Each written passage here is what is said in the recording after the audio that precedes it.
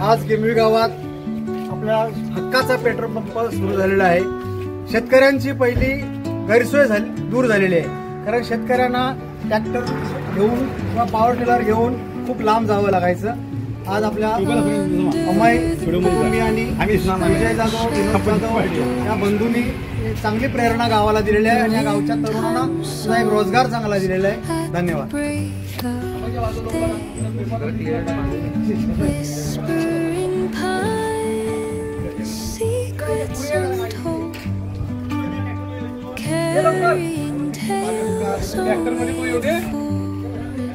आज गिरवी गावात